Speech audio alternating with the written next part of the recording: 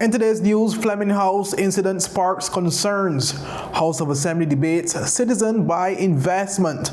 Importance of the immigration bill highlighted. With 2 BVI natives in favorite chef competition. Prince and Princess 2024 contestants reveal. And WOLUES FC CLINCH Women's National League title. Viewers, these and more stories when 284 News return. At Higher BVI, we're not just about business. We're about empowering lives, and that is because we aspire to inspire. By choosing us, you're supporting a company that believes in equal opportunities, diversity, and community growth. Our mission goes beyond profit. It's about providing HR solutions, fostering talent, and leaving a positive impact. Join us in building a better future, a better BVI. Choose Higher BVI, where your support isn't just a transaction, it's a transformation. Together, we're changing lives in these beautiful Virgin Islands.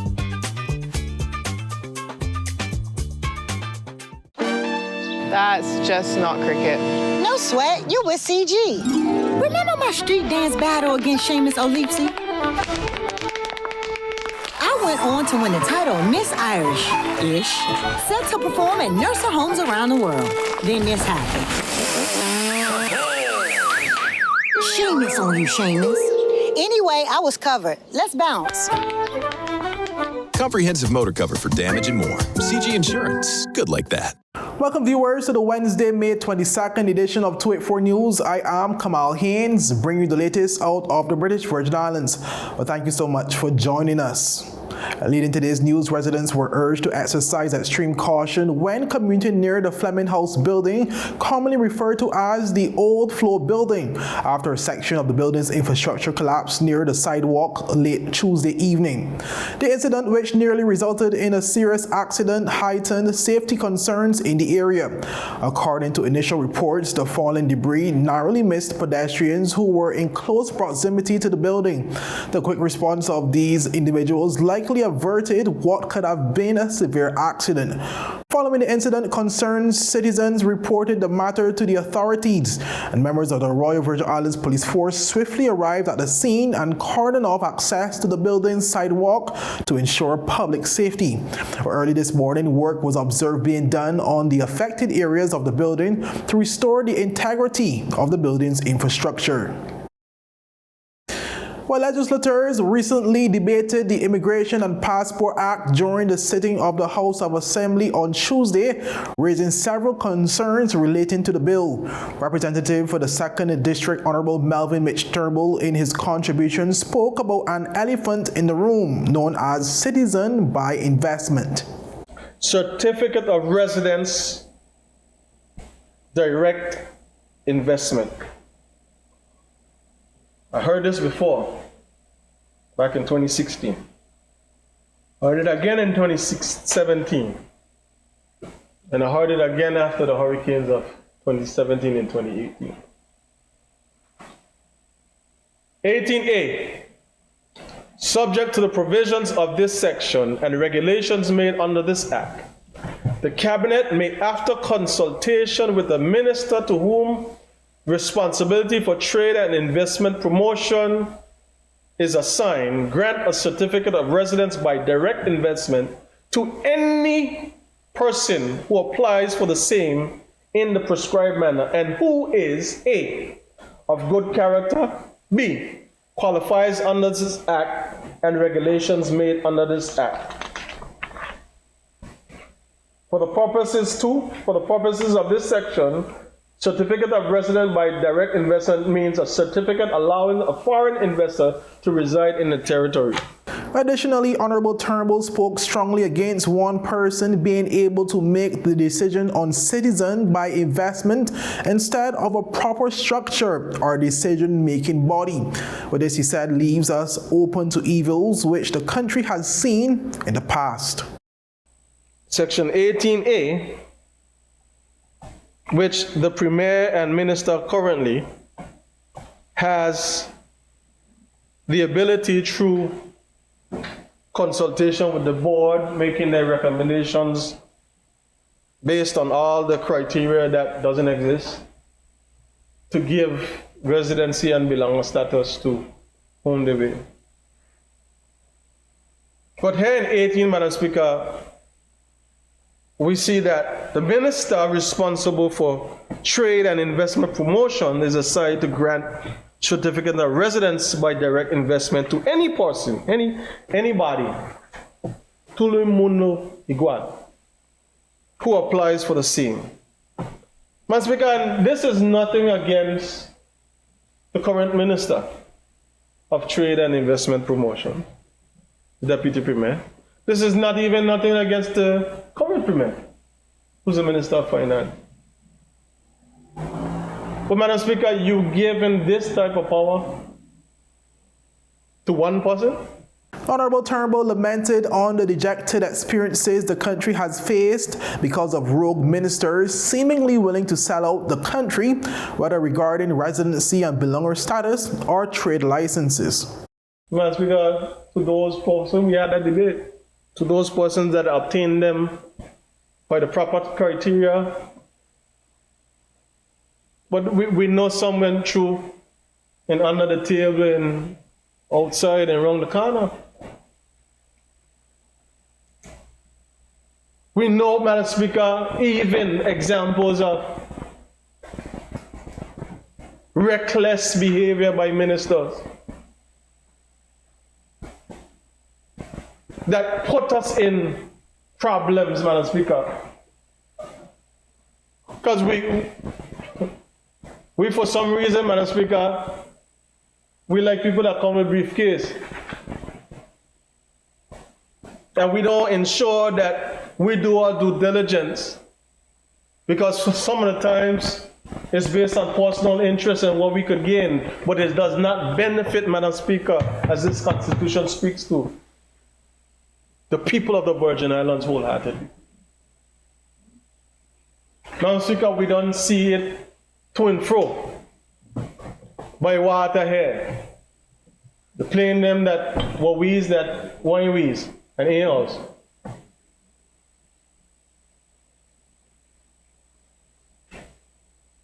Madam Speaker, we cannot. We've seen after the hurricanes, trade licenses, Madam Speaker, that should have been resolved.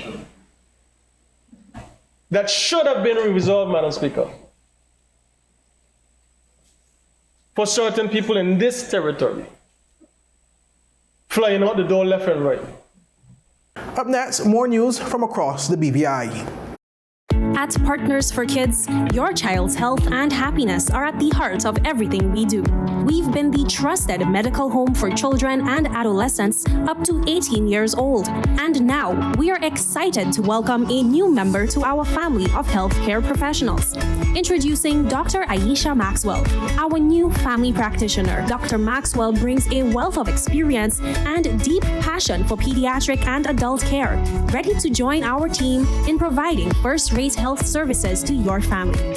At Partners for Kids, we believe in a collaborative approach to healthcare. With partners in occupational therapy and clinical psychology, Partners for Kids, where caring is just the beginning. Visit us at Road Reef Plaza, Tortola, open Monday to Friday, 8 a.m. to 5 p.m. Call us at 284-444-5437 or reach out at info@partnersforkids.com to learn more. Start the year off with more. More speed, more downloading, more savings, and more fire. CCT Fire Fiber Internet gives you the speed you need to keep the whole family connected. Packages starting at $119 with speeds from 300 megabytes per second. Super fast, unlimited downloads, even more reliable connectivity, plus free live streaming TV for the family to enjoy. Sign up for the absolute best fiber internet service in the BVI, CCT Fire, and pay no installation fee. Plus, get CCT Live TV for free. You deserve more. Get more with CCT. Life Unlimited. Welcome back, viewers. 6th District Representative Honorable Myron Walwin believes that the Immigration and Passport Bill is not an easy one and in his opinion is ranked in the top tier of very important bills. Walwin expressed assurance that at some point the bill will have to be debated and amended, noting that it is impossible to get it perfect. The topic is not an easy topic, Madam Speaker. And the bill will not be an easy bill. It will not be a perfect bill in the first instance. It would not be. And the reason why we have parliaments and we have the Attorney General's office and so on is so that we can amend bills if it's necessary. Sometimes you won't get it right on the first shot. You might recognize that something isn't working the way that you thought it should work, and you have to come back and make the amendments to it. I'm sure at some point in the future, maybe not in this particular session, but some future House of Assembly will be back here to make amendments to this bill. Immigration itself, Madam Speaker, is not, as I said, an easy topic. And it becomes even more complex in a small place like the Virgin Islands. So we have to look at it in that context. And I want to take the time, Madam Speaker, to commend the work done by Mr. Kedrick Malone on the policy that is informing the bill. I took the time and I read through it. I don't agree with every single point that he has made in the report, but I agree with most of it. And I think it was a good piece of work that he did in encapsulating all the relevant issues that we must take into consideration with respect to the bill, and even, Madam Speaker, in the committee stage. Honorable Walwin also took time to praise Mr. Kedrick Malone for his work on the immigration policy, which he says provided pertinent statistics that would help drive the amendments of the bill. Walwin shared some of the stats during his presentation to the House of Assembly. I want to read, Madam Speaker, a portion of it, if I may, from page 8 of his report. And it says, Madam Speaker, in the middle of the page, the temporary and permanent movement of persons into and out of the VI have impacted the size and composition of the population. Between 1960 and 1970, the VI population increased from 7,340 to 10,030. A growth of 37%, mostly due to immigration. This rapid increase coincided with the territory's economic expansion. In the period of 2000 to 2021, the VI population increased by 68%, from approximately 22,000 to 37,000 persons. That's an increase of 15,000 people in 21 years. The average fertility and death rates are low, 9.88 per thousand and 3.98 per thousand respectively.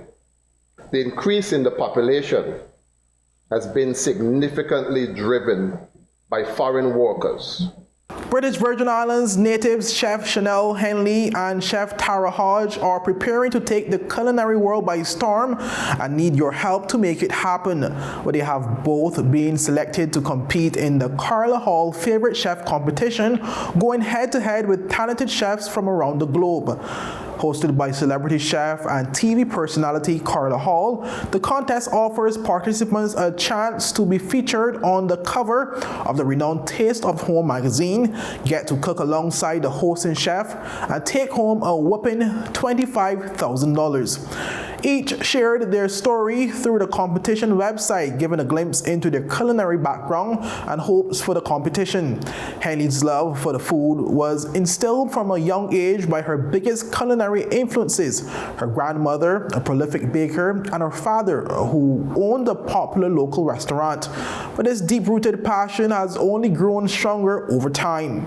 If this homegrown talent takes home the $25,000 grand prize, she plans to reinvest it into uplifting the territory's food landscape. Henley also aims to partner with the Youth Empowerment Program to bring healthy cooking classes to local youth. For Hodge, the inspiration to cook comes straight from the heart, her family's love for the kitchen.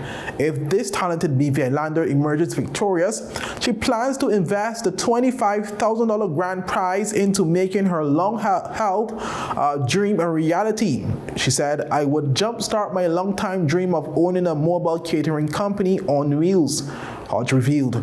Online voting is ongoing on favechef.com, that is FAVECHEF.com, and you can access the specific voting links for both Henley and Hodge on 284media.com. Well, up next, we take a look at the Prince and Princess show, as well as some sports and weather news. Vibe! All right! Monet!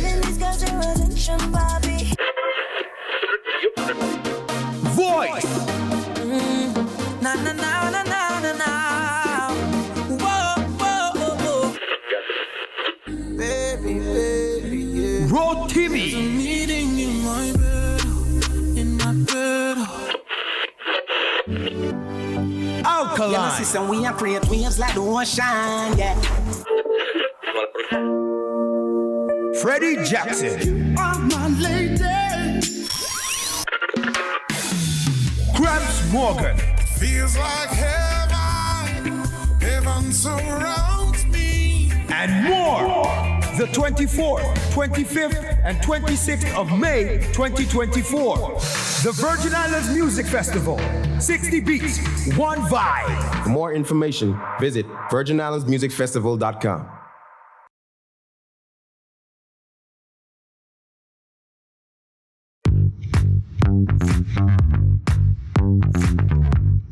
Hi, my name is Judy, VI Motors Operations Assistant, and today I'm here with Ding, one of our mechanics, and we are going to show you how you can check your engine oil level, as it's an essential part in maintaining your engine's health.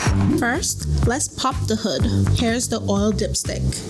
We'll pull it out, wipe it clean with a cloth, reinsert it, and pull it out again to get an accurate oil level reading.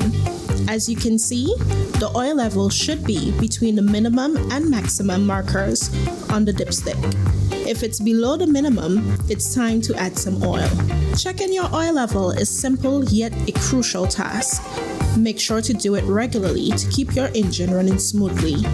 And remember, if you're not sure about your vehicle's specific oil requirements, always consult your owner's manual or a professional mechanic at VI Motors. We offer a diverse range of top quality engine oils, so visit us at Dove's Bottom or our location at Patch Point, Virgin Gorda, or call us at 494-2496 or visit us on our website at www.vimotors.com. Welcome back, viewers, and thank you so much for sticking with us.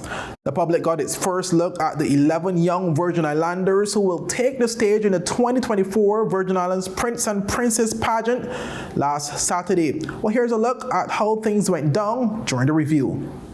I'm Jakim Jordan Smith, a spirited second grade student from Enid Scotland Primary School, and I'm bursting with excitement to spill the beans. I invite you to join my enchanting journey as I compete for the prestigious title of Prince in our upcoming Prince and Princess pageant. Mark your calendars for Sunday, July 14th at 3 p.m. and make your way to the multi-purpose sports complex. A splash of imagination, a wave of sassy, and a mermaid bringing her princess dreams to land as your contestant, number 1, Milana Baltimore. Fellow mermaids,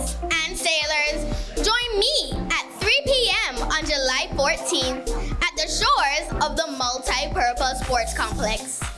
As I, Milana Baltimore, contestant number 1, makes a splash as your 70th BVI Festival Princess. Thank you. I am 11-year-old Fatuna Howard, your contestant number 2, a proud student full of heart pride, straight out of Ines Adams Primary School. So stick with me on this journey as we celebrate our freedom and live in unity as the BVI Festival turns 70. Remember, mindset is what separates the best from the rest. I thank you. Roses are red, violets are blue. My name is Ajane Foy, and how are you?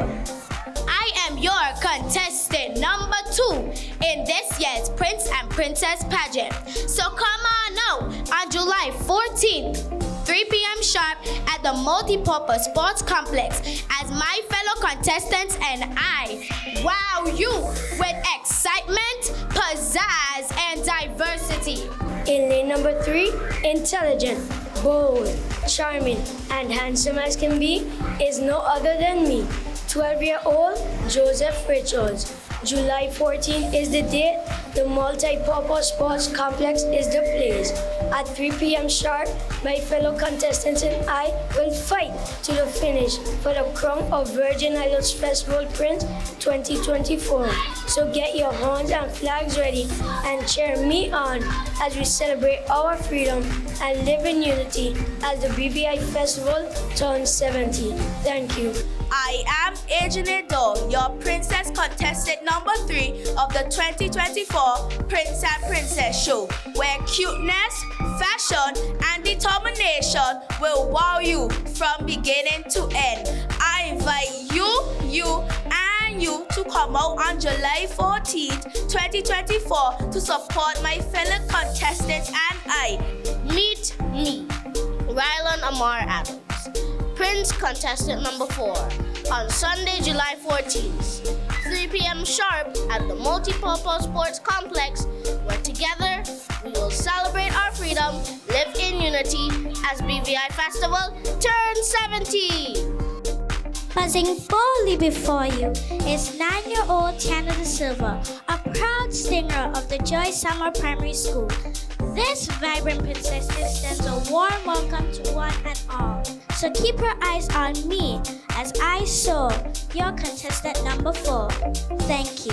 Ladies and gentlemen, I am Daria Akima Donovan, and this is just the appetizer. So on July 14th, I invite each and every one of you to embrace a full course of intellect, talent, and poise. As I, contestant number 5, keeps it alive, celebrating 70 years of a BVI Platinum Jubilee, showcasing a legacy of cultural traditions, history, and diversity.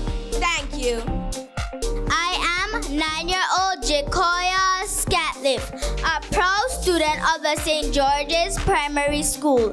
My task today is as simple as can be. I am here to invite you to come and see me as I grace the stage as your contestant number 6. The date has been set and the time we know, July 14, 2024. 3 p.m. sharp, be at the gate. Set a reminder and don't be late. I am your contestant number 7, Zamira Abigail Martin, a 6th grade honor roll student of the Alexandrina Maduro Primary School, and I am eager to bring my A game. I invite you, and especially you to the Multi-Purpose Complex as my fellow contestants and I display our grace, charm, and creativity. Well, on to some sporting news where WOLUES FC secured the Women's National League title with a narrow 1-0 victory over Avengers FC at the Greenland football field in East End on Sunday. The match's lone goal, a masterstroke from Eva Carey, was enough to propel WOLUES to glory in a game that demanded both resilience and finesse. The decisive moment came early in the 15th minute with a goal that exemplified teamwork and precision. The play began from the WOLUES defensive ends, smoothly transitioning through the midfield before captain Zolita Bamford delivered a perfectly weighted through ball to Carey.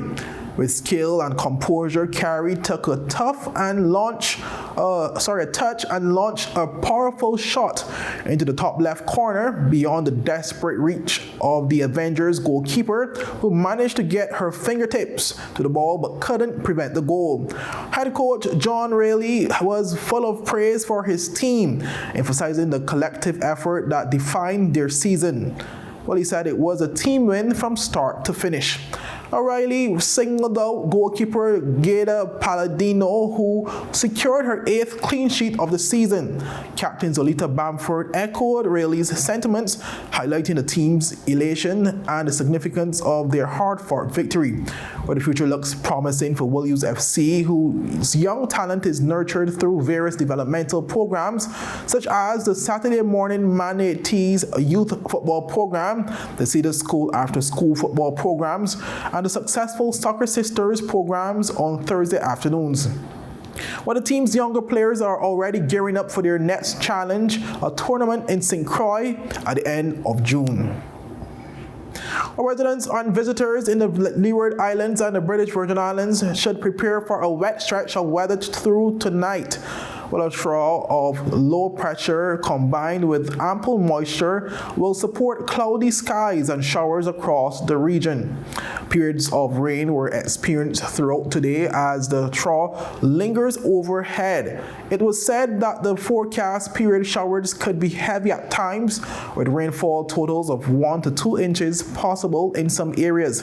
As a result, localized floodings in low-lying and poor drainage areas cannot be ruled out.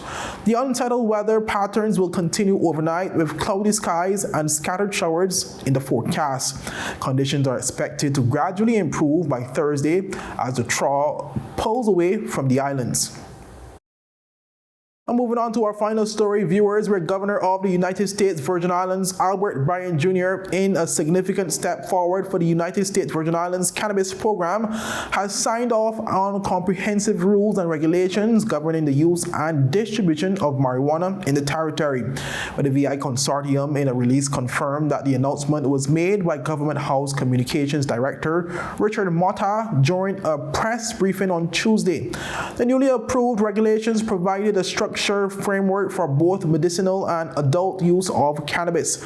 This dual approach aims to facilitate recreational cannabis use under regulated conditions while ensuring its availability for therapeutic purposes.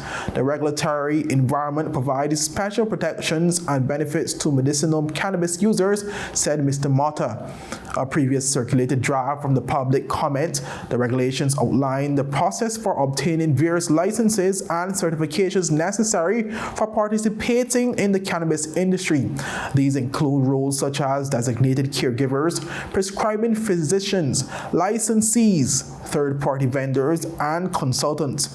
Well, during today's press conference briefing, Mr. Motta emphasized the importance of reaching out to the Office of the Cannabis Regulation for those interested in getting involved. Governor Bryan is said to be proud of the legislative and executive efforts that have culminated in these comprehensive regulations, Mr. Motta added. Notably, the Virgin Islands is the first jurisdiction in the United States to allow for the sacramental use of cannabis, recognizing its cultural significance. In addition to facilitating legal cannabis use, the regulations address past injustices related to cannabis convictions. The new rules include provisions for the automatic expungement of certain cannabis-related crimes, allowing individuals who have been marginalized due to previous convictions to participate in the legal cannabis market. Well, this initiative is part of a broader effort to promote social equity within the industry. But this significant approval from the governor marks the culmination of a long process of drafting and vetting. The regulations have been reviewed for legal sufficiency and are now ready for implementation.